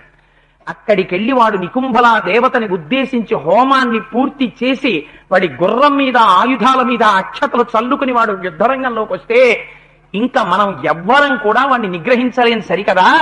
దేవేంద్రుడు వచ్చినా వాడితో యుద్ధం చేయలేరు. మనని రక్షించగలిగిన వాడు లేడు. ఇప్పటికే మీరు సీతమ్మ మరణించింది అనుకుని భూమి మీద పడి ఏడుస్తూ ఉండిపోయారు. వాడు హోమం చేసేస్తుంటాడు అక్కడ. రామా, నన్ను అనుగ్రహించు, లక్ష్మణమూర్తిని తీసుకెడతాను నాతో. తీసుకెళ్లి ఆ హోమం పూర్తవ్వకుండా సంహరిస్తాను, లక్ష్మణుణ్ణి తీసుకెడతాను, పంపించమన్నారు. అంటే బ్రహ్మగారికి వాడి వరం ఉంది. నికుంభలా హోమం చేసి వెళ్ళిన తరువాత వాడిని ఎవరు చంపలేరు. ఎవరు నికుంభలా హోమాన్ని నాశనం చేస్తాడో వాడే ఇంద్రజిత్తుని సంహరిస్తాడు. అందుకని లక్ష్మణ రమ్మన్నారు. రమ్మంటే రామచంద్రమూర్తి ఆశీర్వచనం చేసి హనుమ మొదలైనటువంటి ఇతర వానర వీరుల్ని సాయం ఇచ్చి పంపించారు.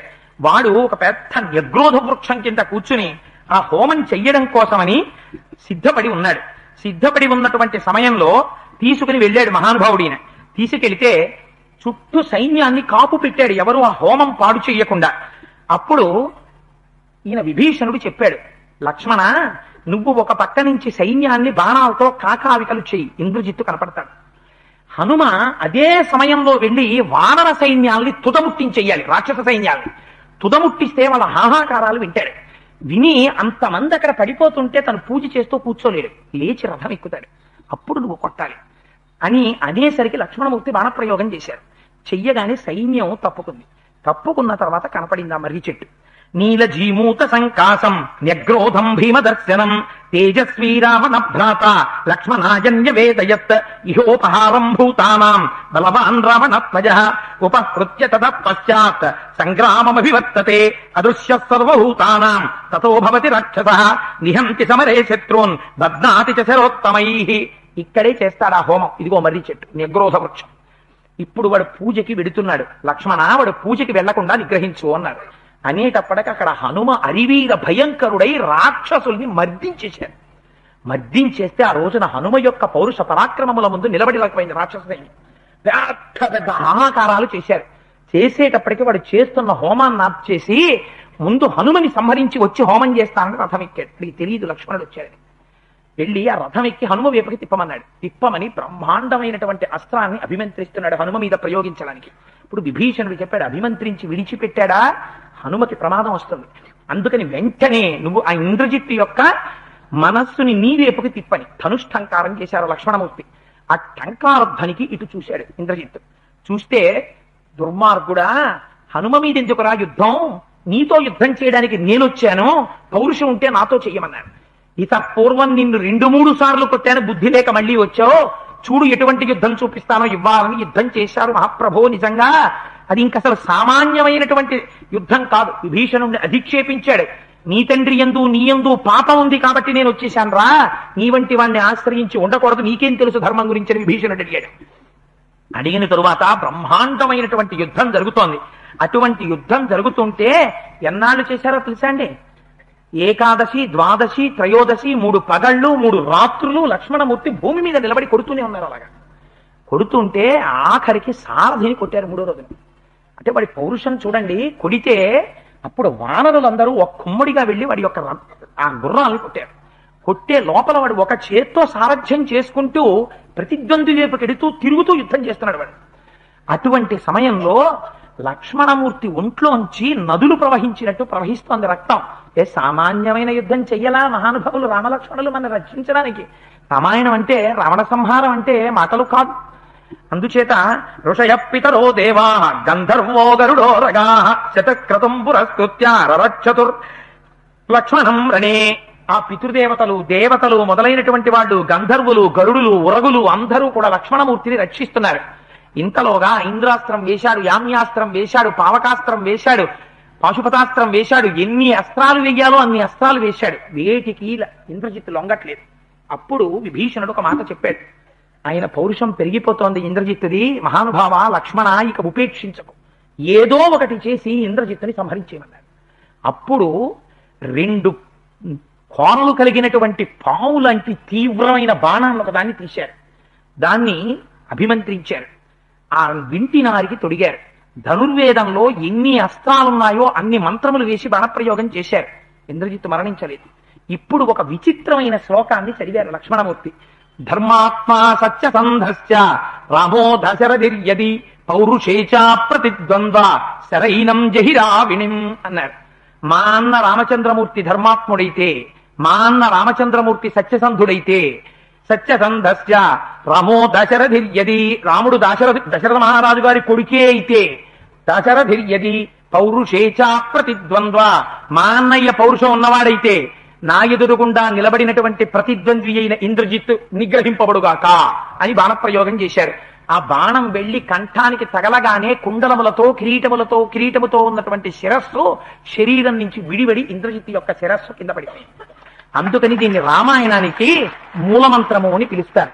కానీ లక్ష్మణమూర్తి అలా అనొచ్చా? రాముడు ధర్మాత్ముడైతే చెట్టు చాటు నుంచి బాణప్రయోగం చేశాడు వాలి మీద అన్నారు. అధర్మం చేసిన వాడన్నారు. అధర్మం చేసిన వాడైతే ఇంద్రజిత్తు సంహరింపబడగా. ధర్మాత్మ సత్యసంధస్య, రాముడు పట్టాభిషేకాన్ని విడిచిపెట్టి వెళ్లిపోతున్నప్పుడు దశరథ మహారాజు గారు ఆగు ఆగు అంటే సుమంత్రుణ్ణి రథం నడుపు అన్నాడు. రేపు పొద్దున్న వచ్చిన తర్వాత మీ నాన్న రథం ఎందుకు నడిపావంటే నేనేం చెప్పనన్నాడు. అడిగితే రథచక్రాల సవ్వడిలో నీ మాట వినపడలేదని మా నాన్నకి చెప్పేయి అన్నాడు. మరి అబద్ధం చెప్పడం అబద్ధం చెప్పించడం 2 ఒకటి కాదా? తాను కాని ఆ రోజున ఉండిపోతే దశరథ మహారాజు గారు మళ్ళీ ఆయన్ని వెళ్ళనివ్వడు అరణ్యవాసానికి. అయోధ్యకాండలో మీకు చెప్పాను ఈ విషయాన్ని. అందుచేత చిన్న అసత్యం చెప్పి పెద్ద సత్యాన్ని ఆవిష్కరించాడు కాబట్టి ఆయన అసత్యం ఆడలేదు, నిరూపించింది ఈ శ్లోకం. సత్యసంధస్య రామో దశరథిర్యది, రాముడు దశరథుడి కుమారుడు కాడు, పాయసపాత్ర వల్ల జన్మించాడు అన్నారు. కాదు ఆయన దశరథుడి యొక్క కుమారుడుగా కోరి వచ్చాడు. అందుకే దాశరథి అని పిలిస్తే పొంగిపోతాడు రాముడు. అందుకే కంచర్ల గోపన్న గారు 100 పద్యాలు రాసిన దాశరథి కరుణా పయోనిధి అని పిలిచారు. అందుకని ఆయన దశరథ కుమారుడే. పౌరుషేచ, కరుడితో యుద్ధం చేస్తున్నప్పుడు 3 అడుగులు పక్కకి వేశాడు, అందుచేత పౌరుషం తప్పాడన్నారు. కాదు, అది అపసర్పణము నిరూపించారు. పౌరుషేచ ప్రతిద్వంద్వ శరైనం జహిరావణిం. ఇంద్రజిత్తు మరణించాడు. ఈ వార్త రావణాసురుడికి వెళ్ళింది. విన్నాడు. ఎప్పుడూ లేనివాడు కూర్చున్నటువంటి తల్పం మించి కింద పడిపోయి దీర్ఘమూర్ఛని పొంది నా కుమారుడు ఇంద్రజిత్తు మహానుభావుడు, ఎవ్వరి చేత కూడా సంహరింపబడినటువంటి వాడు ఇవాళ ఇంత దారుణంగా మరణించాడు. అందుచేత ఇంకా నాకు ఈ జీవితం ఎందుకన్నాడు. ఇన్ని ఉపద్రవాలకి కారణమైన సీతమ్మని సంహరించేస్తానన్నాడు అని ఒక పెద్ద కత్తి పట్టుకుని బయలుదేరాడు. అశోకవనానికి వెడుతుంటే సీతమ్మ వణికిపోయింది. తీరా వెళ్లి కత్తి ఎత్తి చంపుదామనుకునే వేల్టికి అమ్మవారి మాయా తల్లి మహాపార్శ్వుడు వచ్చాడు. వచ్చి ఇంత బతికి ఇంత వేదం చదివి ఇంతమంది నోడించి ఇంతమంది చచ్చిపోయాక ఒక ఆడదాన్ని కూడా చంపాడు రావణుడన్న అపకీర్తి నీ మూట కట్టుకుంటావా రావణ? మగాడివైతే యుద్ధం చేసి రేపు రాముణ్ణి చంపరా, ఆడదాని మీదకి ఎదుగురా నీ ప్రతాపం అన్నారు. శభాష్, రేపు రాముడి మీద కడతాను, అమావాస్య ఆ రోజున యుద్ధం చేస్తానన్నాడు. వెనక్కి తిరిగి అంతఃపురానికి వచ్చేసాడు. వచ్చేసి యుద్ధానికి బయలుదేరాడు. వెళ్ళినప్పుడు ఆయనతో పాటుగా మళ్ళీ కొంతమంది వీరులు వెళ్లారు.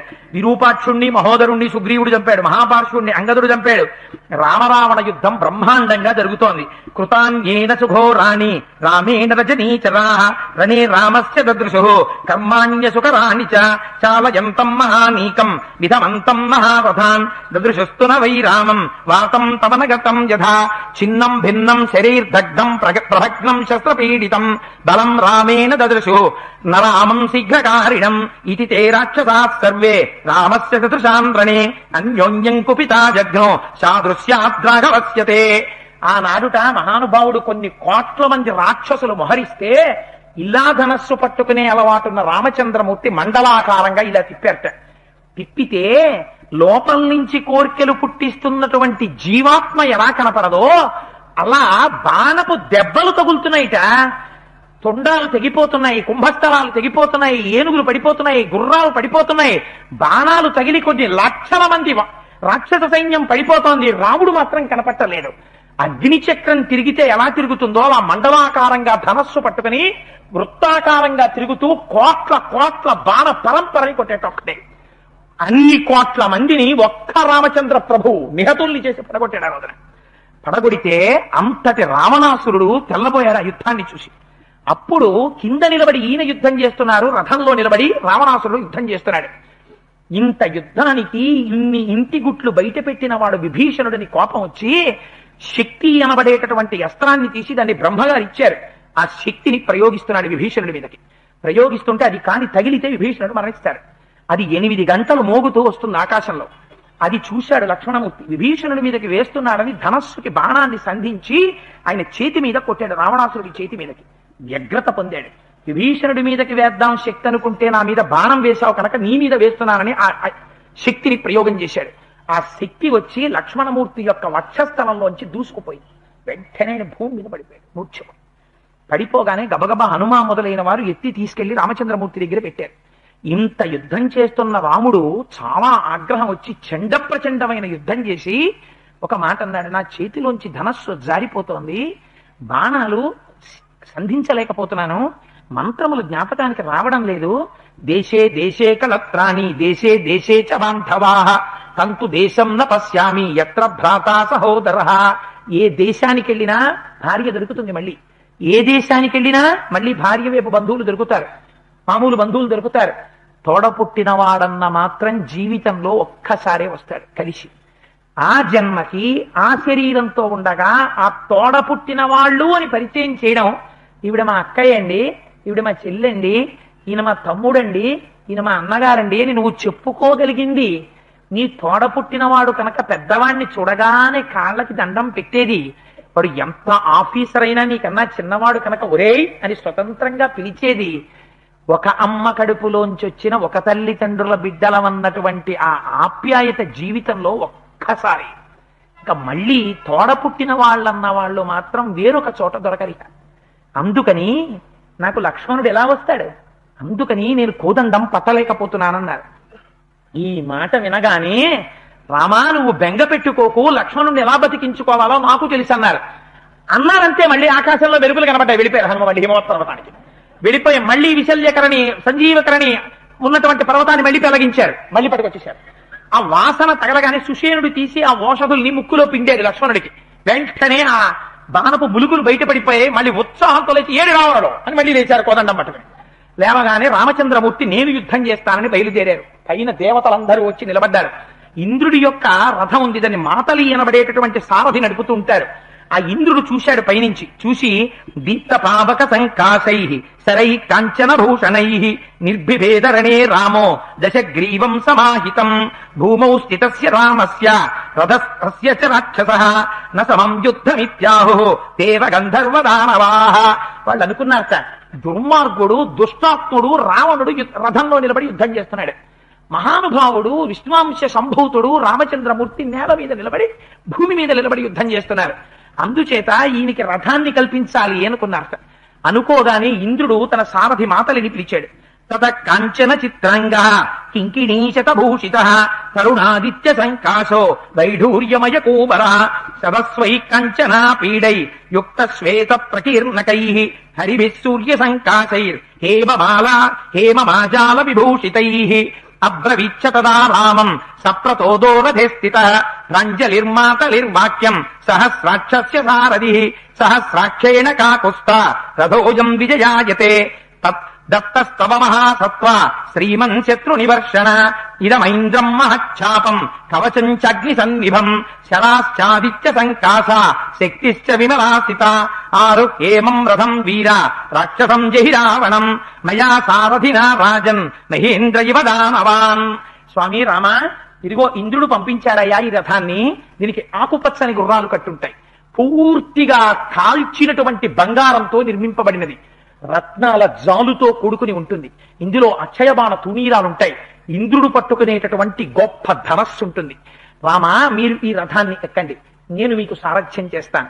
ఆనాడు శ్రీ మహావిష్ణువుని గరుడు వహించినట్టు, ఆనాడు దేవేంద్రుడు దానవులతో యుద్ధం చేస్తుండగా నేను సారథ్యం చేసినట్టు మీకు సారథ్యం చేస్తాను. ఇదిగో నీతిమ్మని మహానుభావుడైనటువంటి ఇంద్రుడు శక్తి అనబడేటటువంటి ఆయుధాన్ని ఇచ్చాడు. దీన్ని స్వీకరించండి ఈ అస్త్రాన్ని అన్నారు. దాన్ని స్వీకరించి ఆ రామచంద్రమూర్తి ఆ రథానికి నమస్కారం చేసి ఆ రథం ఎక్కారు.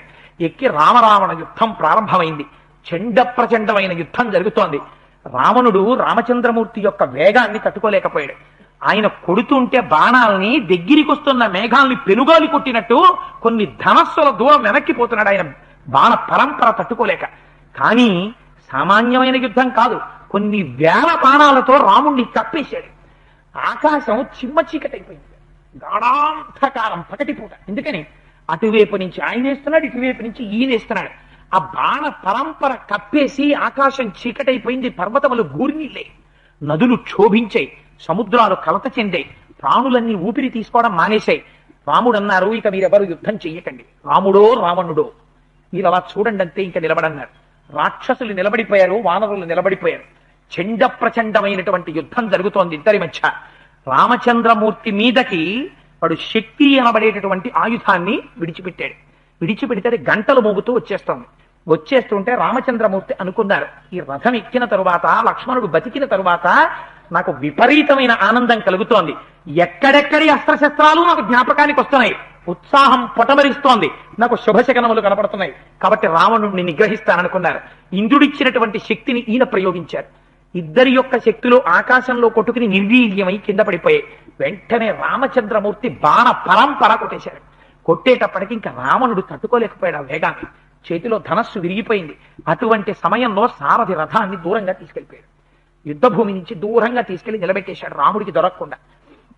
వీడన్నాడు, ఛీ నీచుడా, నా జీవితంలో లేదు ఇటువంటి అప్రతిష్ట. యుద్ధభూమిలో ఉండగా నా తలలు తెగిపోయినా పర్వాలేదు, మందర పర్వతం నిలబడ్డట్టు నిలబడ్డాడు. 10 తలలతో 20 చేతులతో యుద్ధం చేశాడు వాడు. నువ్వు రథాన్ని తీసుకొచ్చి చాటుకి తీసుకొచ్చి దాచావు, ఎంత అప్రతిష్ట నాకు, ఇటువంటి అప్రతిష్ట నేను ఎన్నడూ పొందలేదన్నాడు.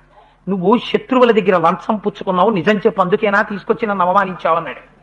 అంటే ఆయన అన్నాడు, నీ దగ్గర ఇంతకాలం పనిచేశాను, ఇప్పుడు ఒకరి దగ్గర లంచం పుచ్చుకొని నిన్ను అవమానించవలసినటువంటి అగత్యం నాకు లేదు. నేను శాస్త్రం తెలియని వాణ్ణి కాదు, మర్యాద తెలియని వాణ్ణి కాదు, రధికుడు రథంలో ఉండగా ఎలా రథం నడపాలో తెలియనటువంటి భ్రష్టుణ్ణి కాదు. రావణ, నేను ఎంతో కాలంగా మీ విప్పు తిన్నాను, మీ యందు కృతజ్ఞుడనయ్యున్నాను. సారథికి కొన్ని విషయాలు తెలియాలి. ద్వంద్వయుద్ధం జరుగుతున్నప్పుడు సమయోచితంగా అవసరాన్ని బట్టి రథాన్ని దగ్గరికి తీయాలి, దూరం తీయాలి. గుర్రాలు అలిసిపోతున్నాయేమో చూసుకోవాలి, వెనకనున్నటువంటి రథి యొక్క పరిస్థితిని గమనించుకోవాలి. నిష్కారణంగా ఎండ ఎక్కువైపోయి ఆ రాముడి యొక్క బాణపు వేడి చేత గుర్రములు శోషించిపోయాయి. నువ్వు తిరిగి ఆయుధాన్ని ప్రయోగించలేనటువంటి నీరస స్థితిని పొందుతున్నావు. అప్పుడు రధికుణ్ణి రక్షించుకోవలసిన బాధ్యత సారథికుంది, అంతే తప్ప బలవంతంగా రథాన్ని అలా ఉంచకూడదు. అందుకని వెనక్కి తెచ్చాను. ఒకరి దగ్గర లంచం తిని నిన్ను తేవలసిన అవసరం నాకు లేదు, నీ సేవలో ధన్యుణ్ణవడానికి నీతికి కట్టబడిన సారథిని అన్నాడు. అంటే అప్పుడు వాడి మతి తిరిగి, నీ మాటలన్నాను రా సారథి, ఉత్తమ భృత్యుడివని చేతికున్న స్వర్ణ కంకణాన్ని తీసి ఆ సారథికి ఇచ్చాడు. ఇచ్చిన తరువాత ఆ విశ్రాంతి పొందినటువంటి సమయంలో ఒంటి నిండా బాణములు కొట్టి ఉన్నాయేమో రామచంద్రమూర్తి కూడా కొద్దిగా డస్సి అలిసి ఉన్నారు. అప్పుడు దేవతలు, దానవులు, యక్షులు, గంధర్వులు, కిన్నెరులు, కింపురుషులు, ఋషులు అందరూ ఆకాశంలో నిలబడుతున్నారు. అందరితో పాటుగా వారిలోకి గబగబా అగస్త్య మహర్షి వచ్చారు. తతో యుద్ధ పరిశ్రాంతం సమరే చింతయా స్థితం రావణం చాగ్రతో దృష్ట్వా యుద్ధాయ సముపస్థితం దైవతైశ్చ సమాగమ్య ద్రష్టుమభ్యాగతో రణం ఉపాగమ్య బ్రవీద్రామ అగస్త్యో భగవాన్ ఋషి రామ రామ మహాబాహో శృణు గృహ్యం సనాతనం ఏన సర్వానరీన్ వత్స సమరే విజయిష్యసి ఆదిత్య హృదయం పుణ్యం సర్వశత్రు వినాశకం సర్వమంగళ మాంగళ్యం సర్వశత్రు వినాశనం అని రామ రామ అని కొడుకుని, ఆపదలో ఉన్న కొడుకుని తండ్రి ఒరే కోటి కోటి అని పిలిచినట్టు అలా ఒరే రామ రామ అని పిలిచి గురువైనటువంటి అగస్త్య మహర్షి గబగబా పైనుంచి కిందకి దిగి ఆదిత్య హృదయం పుణ్యం సర్వశత్రు వినాశనం, ఇది ఆదిత్య హృదయం, నీకు ఉపదేశం చేస్తున్నాను స్వీకరించు రామా, ఇది కానీ నువ్వు పొందావా ఇంకా నీకు ఏ విధమైనటువంటి అలసట ఉండదు. దీన్ని పొందితే సర్వమంగళ మాంగళ్యం సర్వశత్రు వినాశనం, పరమమంగళప్రదమైనటువంటిది ఆదిత్య హృదయం.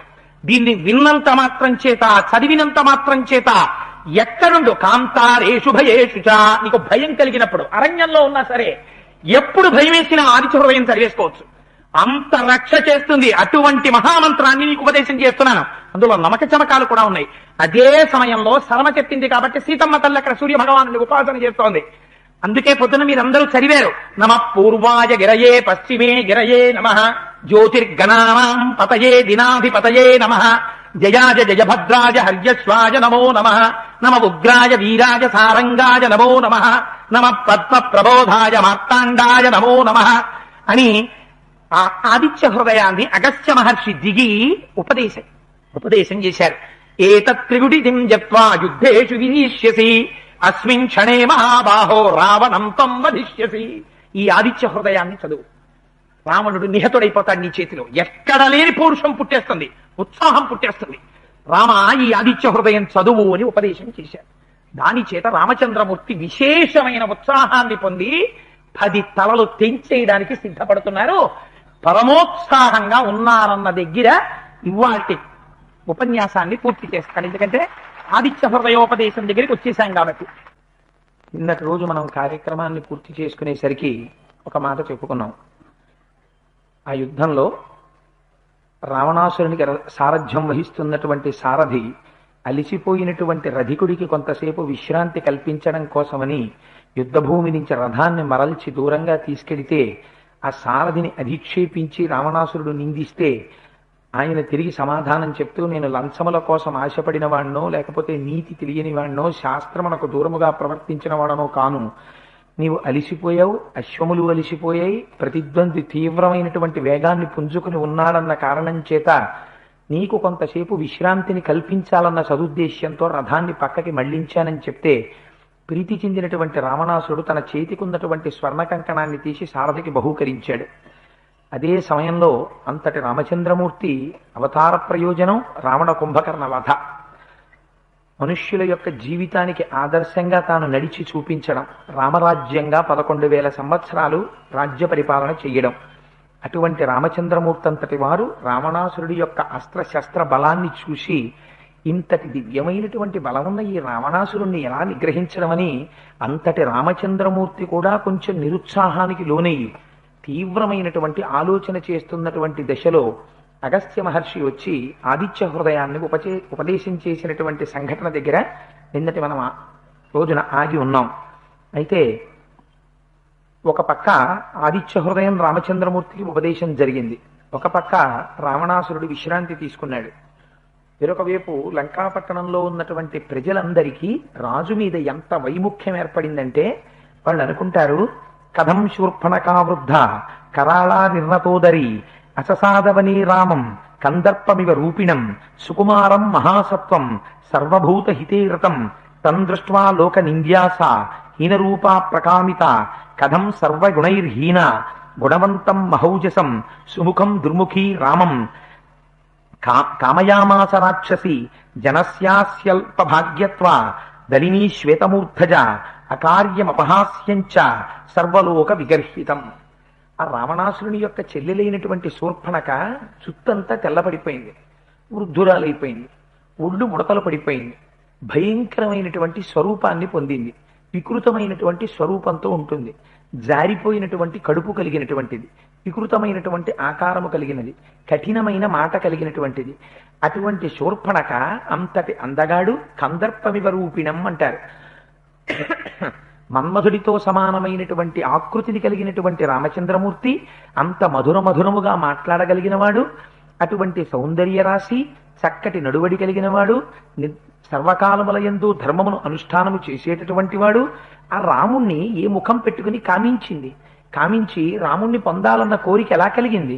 ఆ రాముడు వైముఖ్యాన్ని ప్రదర్శిస్తే అంత కక్ష పెంచుకుని కడుపులో చిట్ట చివరికి సీతాపహరణానికి దారి తీసేటట్టుగా రావణాసురుని యొక్క మనస్సు వ్యగ్రత పొందేటట్టుగా మాటలను ఎలా మాట్లాడగలిగింది? 14 సహస్రాణి రక్షసాం భీమకర్మణాం నిహతాని జనస్థానే శరైరగ్నిశిఖోపమై కరశ్చ నిహత సంఖ్యే దూషణస్త్రిశరాస్తథా శరైరాదిత్య సంకాశై పర్యాప్తం తన్నిదర్శనం. రావణుడు ఎంత మూర్ఖుడు! రామచంద్రమూర్తి అరణ్యానికి వచ్చి 14,000 మంది రాక్షసుల్ని, ఖరదూషణుల్ని, త్రిశరుల్ని ఆయన ఒక్కరే సంహరిస్తే ఆ నిదర్శనం చాలదా? వచ్చినటువంటి వాడు పరమధర్మాత్ముడు, గొప్ప పౌరుష పరాక్రమములున్నవాడు, ఆయన పట్ల మనం అపచారం చెయ్యకూడదు, సంధి చేసుకుందామన్న ఆలోచన రాలేదు. శూర్పణక మాటలు విని సీతాపహరణం చెయ్యడానికి వెళ్ళాడు. పోని అక్కడతో తెలియలేదు. రాముడు అంతటి బలశాలి అని అనుకోలేకపోయాడు. కానీ వీరొక యథార్థం ఉందే. ఋష్యమూకే వసన్ శైలే దీనో భగ్నమనోరథ సుగ్రీవ స్థాపితో రాజ్యే పర్యాప్తం తన్నిదర్శనం. రాజ్యభ్రష్టుడై అన్నగారి చేత తరమబడి ఋష్యమూక పర్వత శిఖరాల మీద కూర్చున్నటువంటి సుగ్రీవుణ్ణి రక్షించడం కోసమని ఆయనతో స్నేహాన్ని చేసుకున్నవాడై వాలిని ఒక్క బాణంతో సంహరించి చేసుకున్నటువంటి స్నేహానికి, ఆ ఒప్పందానికి నిలబడి సుగ్రీవుణ్ణి రాజ్యమునందు ప్రతిష్ఠించినప్పుడైనా రావణాసురుని యొక్క కళ్ళు తెరుచుకోలేదా? ధర్మార్థ సహితం వాక్యం సర్వేషాం రక్షసాం హితం యుక్తం విభీషణే నోక్తం మోహత్తస్య న రోచసే. పోనప్పుడు వినలేదు. విభీషణుడు ధర్మబద్ధమైనటువంటి మాట చెప్పాడు. అన్నయ్య, నువ్వు రామచంద్రమూర్తిని నిగ్రహించలేవు, లంక అంతా నాశనం అయిపోతుంది, నువ్వు చేసినటువంటిది పాపపు నడువడితో కూడినటువంటి పని, నా మాట విను, సీతమ్మని తీసుకెళ్లి మళ్ళీ రామచంద్రమూర్తికి ఇచ్చేసేయి అని చెప్పాడు. అప్పుడు విభీషణుడి యొక్క మాటలు కానీ రావణాసురుడు విని ఉంటే ఇవాళ లంకాపట్టణానికి ఇంత చేటుకాలం దాపురించి ఉండేది కాదు. ఆనాడు విభీషణుడి మాటలు వినలేదు. కుంభకర్ణం హతం శ్రుత్వా రాఘవేణ మహాబలం అతికాయంచ దుర్ధర్షం లక్ష్మణేన హతం పునః ప్రియం చేంద్రజితం పుత్రం రమణో నవబుధ్యతే. తోడపుట్టినటువంటి వాడు కుంభకర్ణుడు చచ్చిపోయాడు. తదనంతరం తన కుమారులైనటువంటి నరాంతకుడు, అతికాయుడు మొదలైనటువంటి వాళ్ళందరూ మరణించారు. తనకి అత్యంత ప్రియురాలైనటువంటి ధాన్యమాలిని కుమారుడు అతికాయుడు మరణించాడు. ఆ నరాంతకుడు మరణించాడు. ఆ తర్వాత మహోపార్శ్వులు మొదలైన వాళ్ళు మరణించారు. ఆఖరికి ఇంద్రజిత్తు కూడా లక్ష్మణుడి చేతిలో మరణించాడు. ఇంతమంది మరణించిన తరువాతైనా వచ్చినవాడు సామాన్యమైనటువంటి నరుడి కాడన్న ఆలోచన రావణుడికి రావట్లేదే. ఎంత చిత్రమైనటువంటి విషయం ఇది. పితామహీన ప్రీతేన దేవదానవ రాక్షసై రావణస్యాభయం దత్తం మానుషేభ్యో న యాచితం తదినం మానుషం మన్యే ప్రాప్తం నిస్సంశయం భయం జీవితాంతకరం ఘోరం రాక్షసాం రావణస్య చ. ఒకానొకసారి దేవతలందరూ కూడా రావణాసురుడు చేస్తున్నటువంటి ఆగడములను భరించలేక అందరూ కలిసి బయలుదేరి చతుర్ముఖ బ్రహ్మగారైనటువంటి బ్రహ్మగారి దగ్గరికి వెళ్ళారు. అయ్యా, రావణుడు చేస్తున్నటువంటి ఆగడాలు భరించలేకపోతున్నాం, మీరు వరాలు ఇచ్చేశారు. నరవానరముల చేతిలో తప్ప వాడికి ఎవ్వరి చేతిలోనూ చావు లేదు. ఇవాళ వాడి ముందుకెళ్లి నిలబడగలిగినటువంటి ధైర్యం ఎవ్వరికీ లేదు. నైనం సూర్య ప్రతిపతి వార్ష్వేన మారుత చలోర్మిమాలీతం దృష్ట్వా సముద్రోపి నకంపతే. సముద్రం కూడా కెరటాలతో వాడి ముందు నిలబడ్డానికి భయపడుతోంది. సూర్యుడు గట్టిగా ప్రకాశించాడు. చంద్రుడు ఎక్కువ వెన్నెల విరజిమ్మకుండా ఉండడానికి వీల్లేదు. అలా దిక్పాలకుల్ని కూడా శాసిస్తున్నటువంటి స్థితిలో ఉన్నాడు. అటువంటి రావణాసురుడి చేత లోకములన్నీ పీడింపబడుతున్నాయి. కాబట్టి మాకు ఏమిటి ఉపశాంతి, మేము ఎలా జీవించాలని అడిగారు. అడిగితే బ్రహ్మగారు అన్నారు, వాళ్ళందరూ వెళ్లి బ్రహ్మగారిని తపస్సు చేత సంతోషపెట్టారు. పీడ్యమానాస్తు బలిన వరదానీన రాక్షస దీప్తైస్తపోభిర్విభుదా పితామహమపూజయన్ అద్య ప్రభృతి లోకాం స్త్రీన్ సర్వే దానవరాక్షసా భయేన ప్రావృతా నిత్యం విచరిష్యంతి శాశ్వతం. నేను ఇవాళ నుంచి ఒక కట్టుబాటు చేస్తున్నాను. ఈ దానవులు రాక్షసులు 3 లోకములలోనూ తిరుగుతూ ఉంటారు, ఒక చోట ఉండరు. దాని చేత మీకు కొంత ఉపశాంతి కలుగుతుంది అని ఆనాడు దేవతలతో చతుర్ముఖ బ్రహ్మగారు అన్నారు. వాళ్ళు దానివల్ల పూర్తి ఉపశాంతి పొందకపోవడం చేత రావణుడు ఎలా మరణిస్తాడు అని బెంగ పెట్టుకుని వాళ్ళు పరమశివుణ్ణి ఉద్దేశించి తపస్సు చేశారు. దైవతైస్తు సమాగమ్య సర్వైశ్చేంద్ర పురోగమై వృషధ్వజ త్రిపురాహ మహాదేవ ప్రసాదిత. త్రిపురములను తన యొక్క కంటి మంట చేత నశింపచేసిన వాడు, ఒక ఆశ్చర్యకరమైన